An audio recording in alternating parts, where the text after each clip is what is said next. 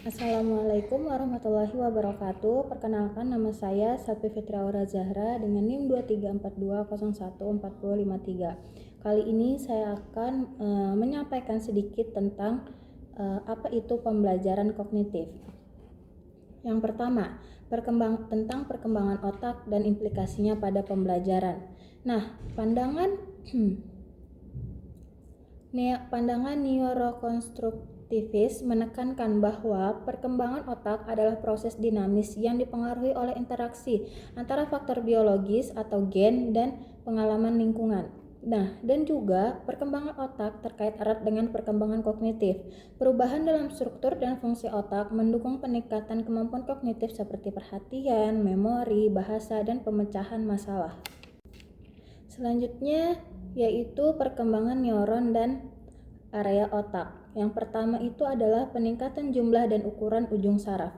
Nah, jumlah dan ukuran ujung saraf terus meningkat setidaknya hingga masa remaja, memungkinkan koneksi yang lebih kompleks antar neuron. Terus yang kedua itu ada mielinisasi. Nah, itu adalah proses membungkus akson dengan selubung mielin meningkatkan kecepatan transmisi informasi di seluruh sistem saraf. Mielinisasi di area otak yang penting untuk memfokuskan perhatian tidak lengkap sampai sekitar usia 10 tahun, yang memiliki implikasi untuk kemampuan anak-anak untuk mempertahankan perhatiannya. Selanjutnya yang ketiga itu ada perkembangan korteks prefrontal. Nah, korteks prefrontal itu adalah yang bertanggung jawab untuk fungsi eksekutif tingkat tinggi seperti perencanaan, pengambilan keputusan, dan pengendalian diri. Terus berkembang di masa kanak-kanak pertengahan dan akhir dan tidak sepenuhnya matang hingga awal masa dewasa. Selanjutnya perkembangan otak masa remaja. Nah, perkembangan otak di masa remaja itu yang pertama itu ada pemangkasan sinaptik. Nah, pemangkasan sinaptik itu adalah koneksi antar neuron yang tidak digunakan atau dipangkas atau juga bisa dibilang dihilangkan. Sementara koneksi yang digunakan diperkuat. Proses ini meningkatkan efisiensi jaringan saraf.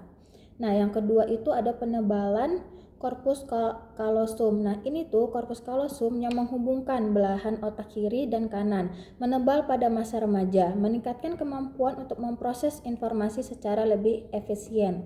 Selanjutnya yang ketiga itu ada pematangan sistem limbik. Nah, apa sih sistem limbik? Yaitu sistem limbik itu yang terlibat dalam pemrosesan emosi dan penghargaan, matang lebih awal daripada korteks prefrontal, yang dapat berkontribusi pada perilaku pengambilan risiko dan kesulitan dalam mengendalikan impuls pada masa remaja. Selanjutnya, teori perkembangan kognitif menurut Piaget. Nah, menurut Piaget, proses kognitif itu terbagi menjadi beberapa. Yang pertama itu ada skema. Nah, skema ini adalah struktur mental yang mengatur pengetahuan dan memberikan kerangka kerja untuk memahami dan menanggapi pengalaman. Selanjutnya itu ada asimilasi. Nah, ini adalah proses memasukkan informasi baru ke dalam skema yang sudah ada. Selanjutnya ada akomodasi. Nah, kalau akomodasi ini merupakan proses menyesuaikan skema yang ada untuk mengakomodasi informasi baru. Selanjutnya ada organisasi. Nah, proses mengatur dan menghubungkan skema untuk menciptakan sistem pengetahuan yang koheren. Selanjutnya yang terakhir itu ada ekuilibrasi. Nah, adalah proses mencari keseimbangan kognitif. Asimilasi dan akomodasi bekerja sama untuk menghasilkan perubahan kognitif. Selanjutnya itu ada tahap perkembangan kognitif. Nah, yang pertama itu ada tahap sensori motor.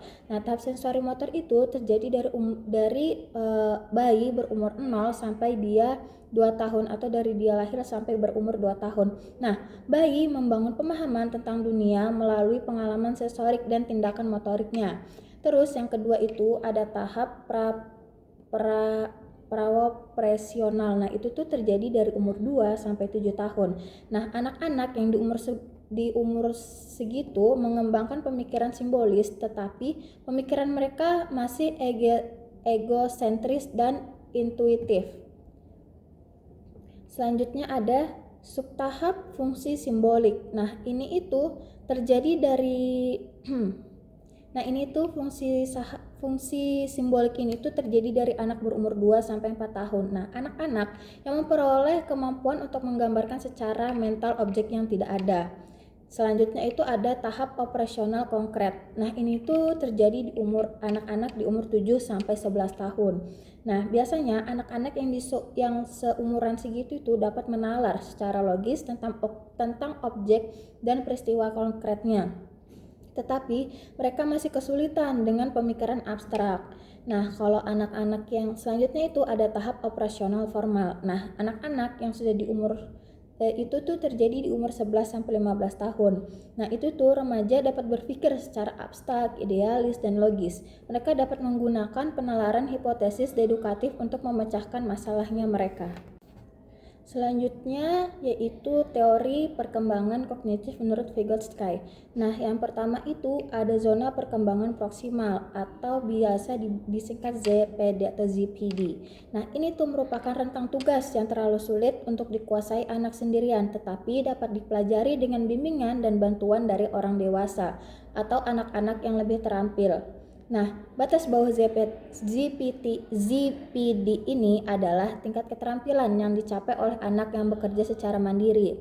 Seperti itu. Selanjutnya ada scaffolding. Nah, scaffolding ini adalah teknik yang melibatkan perubahan tingkat dukungan untuk pembelajaran. Selama sesi pengajaran, orang yang lebih terampil mungkin seperti guru atau rekan sebayanya tapi yang lebih maju dalam proses kognitifnya, itu mereka dapat menyesuaikan jumlah bimbingan yang sesuai dengan kinerja anak saat ini. Selanjutnya ada bahasa dan pikiran.